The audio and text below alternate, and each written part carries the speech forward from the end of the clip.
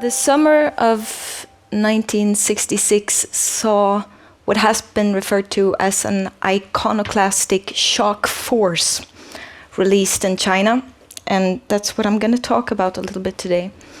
I am guessing that all of you are at least a little bit familiar with the Great Proletarian Cultural Revolution in China. It is a political campaign or movement, really, launched by Mao Zedong.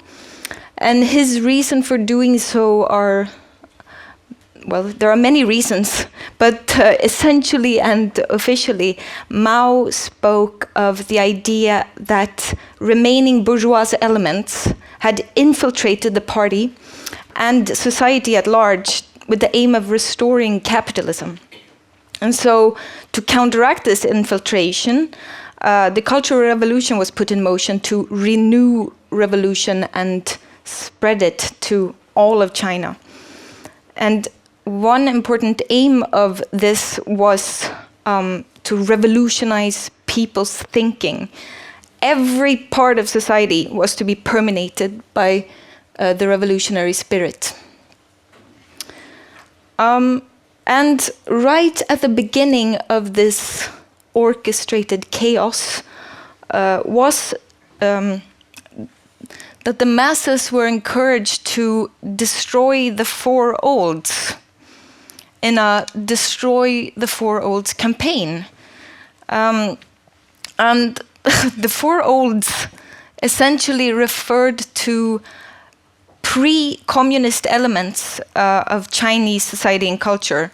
And the four ones were old customs, old culture, old habits, and old thinking or ideas. The term first appeared in June of 1966 in the People's Daily in an editorial by a very famous political theorist, Chen Pota, and it was endorsed by Mao and quickly picked up by leading party officials at mass rallies, and from there it spread into Red Guard publications and from Beijing at the end of the summer to all of China. So it's very quick. In spite of being used at speeches, at mass rallies, and in magazine articles, the four olds remained a very vague concept. So the distinction between old and new was never made clear. And furthermore, the meaning of the use of words like attack and destroy was also not specified, so that later theorists could claim that by attack they had meant attack verbally or destroy with intellectual critique. But at this time in the Cultural Revolution, it was taken in a much more literal sense of physically attacking and destroying objects, places, and people. And which customs, habits, culture, and ideas were to be specifically constituted the four olds was also never made entirely clear. It remained open for interpretation, and so this lack of precision when it came to talking about the four olds very quickly manifested itself in a wide array of iconoclastic expressions, as the Red Guards went out and looked for material manifestations of these four olds. Religion was one easy and obvious target. So there are countless examples of this more classic iconoclasm, I'd say, where they attacked churches and mosques and temples and Buddhist temples and destroyed religious imagery and replaced it oftentimes with pictures of Mao. But religious iconoclasm is just a very small part of what was going on at large. The Red Guards attacked a lot of public property and destroyed historical sites. In Beijing alone, I think approximately 4,000 of the 6,000 places designated to be of culture or the historical interest were completely destroyed by the end of the Cultural Revolution. The tomb of Confucius was desecrated, and the Red Guards laid siege to his temple in Shandong. And there they destroyed 6,000 registered cultural artifacts, including more than 2,000 texts, old texts. And in general, there was a massive confiscation of books during this time. Any book really, old or new, found not to be in conformity with Mao Zedong thought were burned, essentially, or confiscated. But there were a lot of book burnings. So we have seen that these 4 old categories encompassed literal old artifacts, but also it could be any modern object that could be associated with or seen as a symbol of China's more recent but pre-communist history. So symbols of imperialism and capitalism, for example, such as neon lights, blue jeans, suits made in Hong Kong, were all targeted by the Red Guards.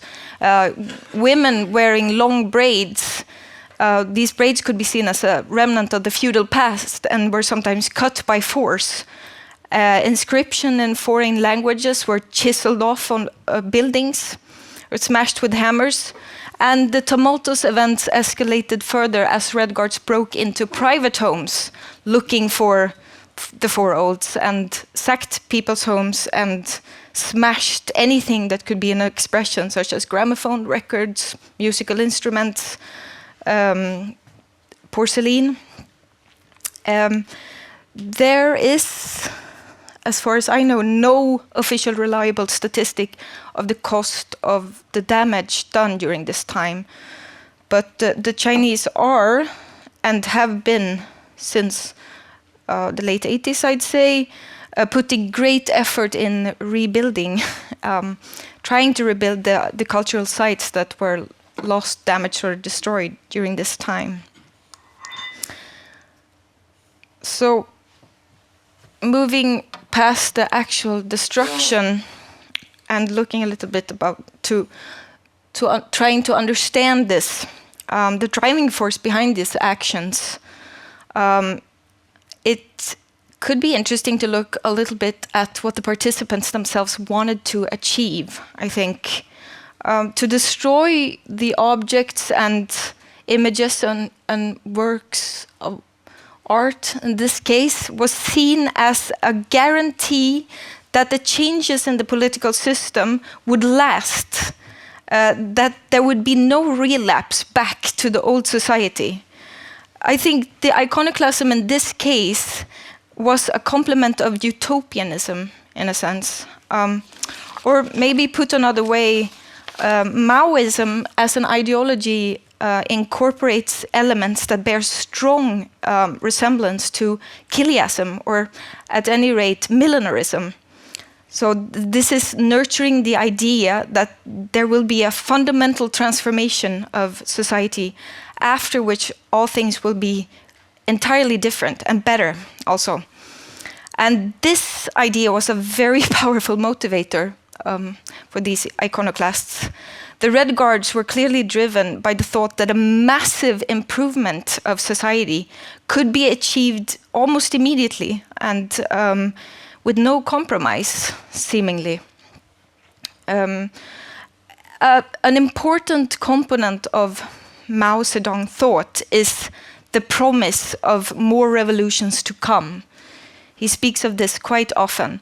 And this is a kind of purgatory thought to be required for China's ultimate entry into socialist utopia, finally.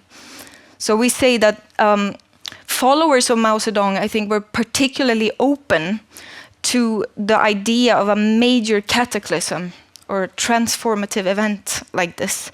And as a side note, this did not just apply to the Red Guards in China. The culture and politics of the Cultural Revolution permeated global radicalism for a while during the 60s and 70s. Maoist movements across the US and Europe attracted not only a lot of young radicals, but also a lot of talented writers and famous intellectuals. The Chinese experiment was in many cases seen and viewed as an impressive and exciting utopian effort, I'd say. We can look a little bit at the rhetoric of the Cultural Revolution. It's quite telling. The past is often rejected as something dirty and dusty, to be swept away or discarded. And Mao Zedong himself often speaks, or at times at least, in cleaning and cleansing metaphors of the need to sweep and wash society or dust the minds of your comrades. Otherwise the dust will accumulate. And he also refers to the revolutionary struggle as an antitoxin that not only rids us of the enemy's poison, but purges us of our own filth. This is a very Mao way of speaking. And as these metaphors hint at, these are not seen by the participants as acts of complete destruction. On the contrary, they are viewed as acts of purification and creation, of building something entirely new and better. The dirty past is being removed entirely so that instead a clean and pure future can be put in its place. Calls to destroy the four olds were almost always accompanied by calls to create the four news. That is, new customs, new habits, new culture, new ideas. To the participants then, the iconoclasm was a destructive act meant to be constructive. It was seen as a necessary part of the sought-after irreversible transformation of society, and the transformation in the patterns of thought and behavior of the Chinese people. The most intense iconoclastic period of the Cultural Revolution lasted for, I'd say, about a year, and then was somewhat halted in 1967. Then something interesting happened. The Central Committee issued a statement stressing now the importance of preserving the cultural artifacts created by the laboring people throughout history. Places, objects, and books were now to be preserved as negative teaching material and objects of criticism. And now was raised also, and this is reminiscent a little bit of the revolution in France. The idea was raised for revolutionary museums, they were called.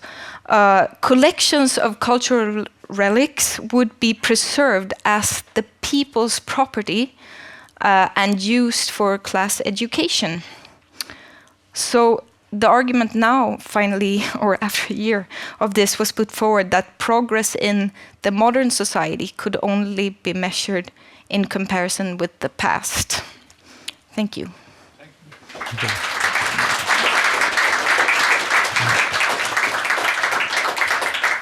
What would you say survived of the old fours, and what has been secretly reintroduced? If we take a look at today's China, what is the result of the Cultural Revolution? I mean, I think that the Chinese themselves are pretty open to admitting that the Cultural Revolution was one big failure, essentially. But what survived physically, a lot of things survived simply because they didn't have time to destroy all of it. One known example is the Forbidden City in Beijing that was saved by Zhou Enlai, who heard that the Red Guards were going to attack it and ordered the military in to protect it, essentially. So there was a lot of that infighting going on in the party too. A counter-iconoclasm? Or Definitely, yeah. And doing so, anyone trying to protect these four olds did take a considerable risk, because I have not really been talking about the loss of human life during this period, which was also immense. So, but for today, no, there has been a great revival of certain aspects of Chinese history. There's a great interest in China in historical relics and an attempt to buy from outside of the country also to reclaim Confucius.